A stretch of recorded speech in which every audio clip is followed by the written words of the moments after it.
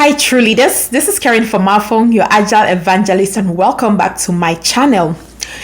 Well, now is about that time of the year where, as a Scrum Master, you're expected to set your performance goals for the year, or you will be conducting your end-of-year performance evaluation, really depending on the fiscal year of your organization. Well, whatever the case is, today I'm going to be focusing on how to come up with good, achievable performance goals for yourself as a Scrum Master.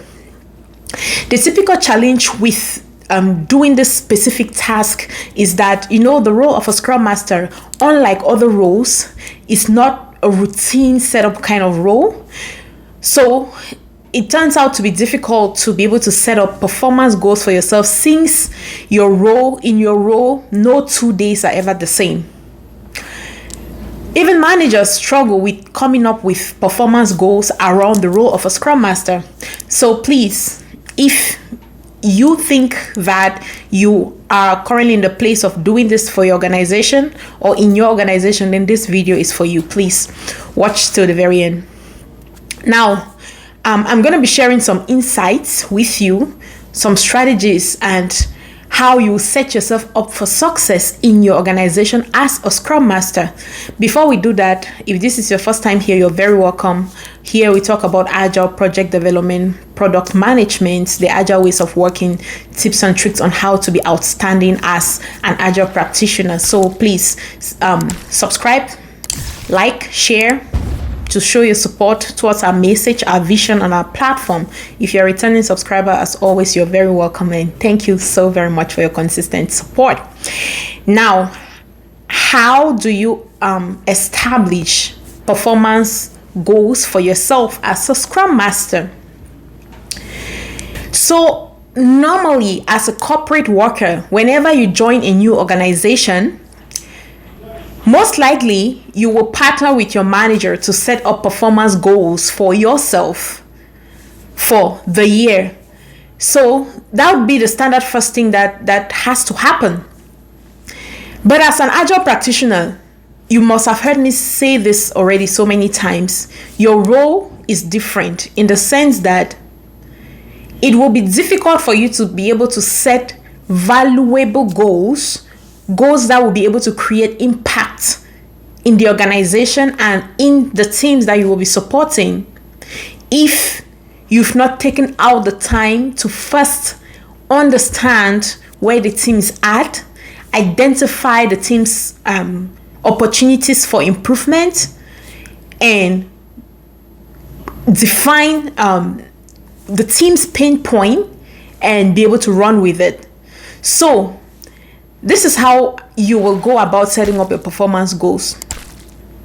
As an Agile practitioner, just the same as medical doctors, you are also an Agile doctor, in the sense that just like medical doctors, when they get a new patient, they would first want to evaluate the patient, gather some insight before they're even diagnosing the patient, then they can give treatment. It's different from the kind of doctors where I come from. Where I come from, it's not the same. I mean, if you know what I mean. Where I come from, medical doctors, everyone, wearing that coat is a doctor. It doesn't matter if you're a gynecologist or an eye doctor or a dentist. You are a doctor. You're capable of doing everything to the patient without even assessing the patient for the most part. Well, let's go back straight into the topic. So as an Agile practitioner, it's the same expectations for you to be able to deliver value to your organization or set goals that are value driven. You will first know where the team is needy of your skills, so that you are actually targeting their pain points or opportunities for improvement, and then setting goals around that, so that by the time you're completing your goals, the organization as well as your teams will be benefiting from your work. So how do you go about this? So if you find yourself in a place where you just join a new organization and they're expecting you to go straight into defining goals for yourself from the very first week or second week, because that's the standard. My suggestion to you would be, first of all, when you join that organization, I'm suggesting that you do these 3 key things. Number 1, connect with the stakeholders, have a conversation with them, and then set clear expectations, understand what they need, and then you set clear expectations around your approach of service to them. Secondly, you want to make sure you all have a consensus on this approach. For example, if they expect you to come in and just start running, setting goals for yourself and all of that, you seize that opportunity to help explain to them, educate them on why that may not be very value adding. I use this doctor analogy that I just explained. Explain to them why you think you would need some time to assess the teams, assess the organization, assess the product they're working on, so that you can truly understand where they're at, understand the opportunities for improvements, and then come in now and be valuable to them. In an agile space, if it's not broken, there is no need to fix it. So you want to target those things that the team really need help with and help them fix them, as opposed to reinventing the wheel or just doing stuff. You don't want to find yourself in that position. So what you would do is explain to whoever is expecting you to just come in and start setting these goals that this is the approach you want to take, and explain to them the reasoning behind that, which is everything I explained. And now, how do you go about understanding where the team is at? Getting all this useful, good stuff, information, so that you can use them to set performance goals that will be value adding to you as a professional, value adding to your teams, and value adding to your organization. The first number 1 thing is meet your stakeholders. Connect with your stakeholders one-on-one. Have conversations with them. Ask them open-ended, powerful questions. Gather the data from the answers they're answering. Just think about it like whenever you go to a clinic or hospital, the very first thing they give you is the questionnaire form to fill it out, so that they can use that information to truly understand what they should even be looking at before even diagnosing you. It's the same thing. So that's what you're doing. You're connecting with your stakeholders, asking them powerful questions to understand where they're at, and to the kind of questions to ask. We will make a video on that another time, or if you really want to have a structured insight on the kind of questions that the Scrum Master should be asking, please join our mentoring program and we'll be glad to help you through that. Visit our website and you should be able to get more information on how to get into our mentoring program. So you ask these questions, you gather insight, and then from that insight, you should be able to identify where the team really needs your help. That's the first thing. The second thing you should do is observe. Observe. I usually suggest that you observe for at least one of their events. That is, if they are really doing any Scrum events, observe at least one of their events, so that you can truly know for yourself where the team is at. Because sometimes they may think they are doing amazing based on the one-on-one conversations you're having with team members, but when you get to connect with them, get into their shoes, you would see that they're not doing that as amazing as they thought they are. So that is why it is important that even if you're having these one-on-one conversations with them, ask for that opportunity to observe at least one of their events. That is, if they're already doing these events. And then as you're observing this event, you make notes. Keep your mouth shut.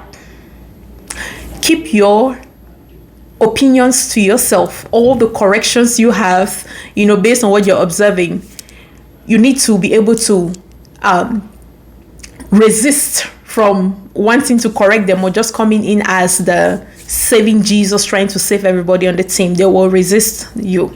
So don't do that. So you make your notes as you're observing. And then secondly, the last thing you also want to do is you want to also connect with some stakeholders that are external to your core team. Identify who these people are. Talk with them so that you can understand where they may be needing, or what they may be needing outside of just the core team. You see, for example, in the areas of communities of practice, in the areas of facilitating organizational events, in the areas of program planning, like release planning, PI planning, and all of that. Identify who the stakeholders are, have conversations with them. As you're having these conversations with them, make detailed notes. So in summary, these are the 3 things that you should do. Observe at least one event. In the case where they are doing the events. In the case where they are not doing the events already, then you seize that opportunity you will add that as part of what you will be helping the team improve on. As part of your goal, it's even going to be easier. You see, so you would just use that as part of the goals, but how would you even know if they are doing these events or not if you are not connecting with them to have the conversation? So yes, observe what they're already doing, connect with the team members one-on-one, the core team members one-on-one, to gather insight around their reality, their pain points, what they're already succeeding with, the kind of help, the expectations of you as a Scrum Master or as an Agile practitioner, and then connect with stakeholders outside of the core team to understand the need of the organization outside of the team. Once you gather that information, you come up with what I usually call your Scrum Master backlog. Just the same as a team has a product backlog, you also want your own backlog. So come up with that backlog, structure the backlog, and that is the information you will be using to come up with your performance goals for the year. And you see, that way, as you are crossing off every performance goal on your thing, the organization is directly benefiting from it. Your teams are directly benefiting from it. That way you're not just ending up with a list of tasks or output, you're really ending up with outcome.